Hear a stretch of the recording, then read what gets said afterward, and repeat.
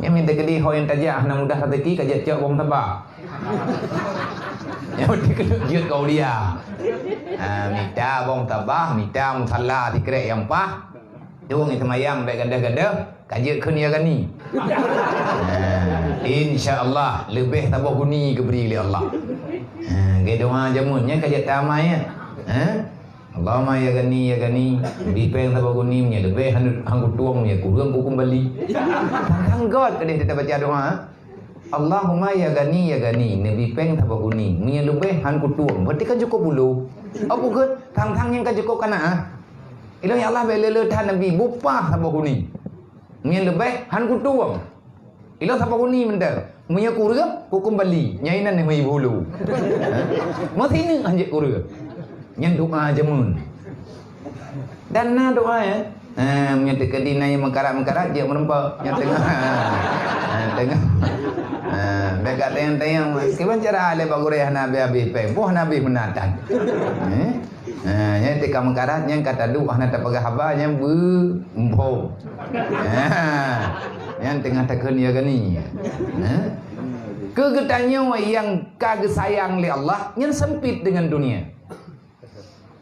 Wate le getanyo tajah tak kerja ino hana butoi tak kerja dia hana butoi.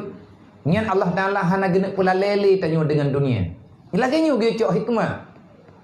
Tam pahami tam fom tak pegang. Nyan punya kan salah Allah. Getanyo dro di tengah bermasalah.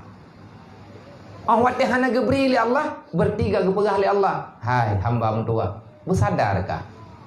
Mandu matanya dari lu. Hana kujuk kan hana sayang. Kahana treble kuno periwang kana uwa dalam alam barzah. Bek lale tat kah dengan dunia. Katobat hai hamba tua, kajit ka ibadat, ka pegat persiapan untuk kawau akhirat. Rame urang lagi nyan. Cerita berjis. Dai lo mate lo ingat nyo tengok lo pegah kedro lo pegah sik.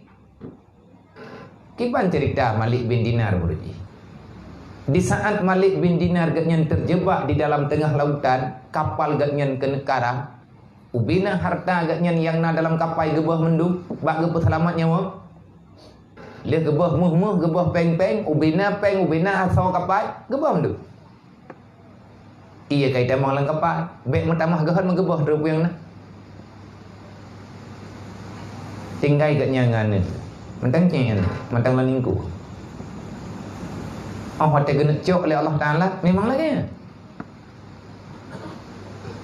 dudau roh gekut. Ya Allah, kalau seandainya engkau ingin mengambil semuanya, aku rida ya Allah. Yang baik necok iman lu ya Allah.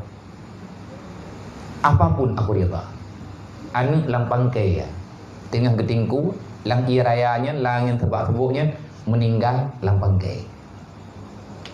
Setelah itu beliau diangkat martabatnya sampai nama agaknya tertulis rata kitab tasawuf Malik bin Dinar, orang yang dulunya kaya raya, setelah agaknya terpisah daripada harta dan keluarga, akhirnya agaknya menjadi wali besar, panutan wali-wali yang lain, dan kebutuhan agaknya melebihi daripada kecukupan yang dibutuhkan.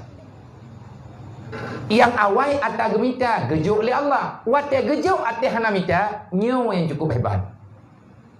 Manya wate tamita geberi nyan pas-pasan.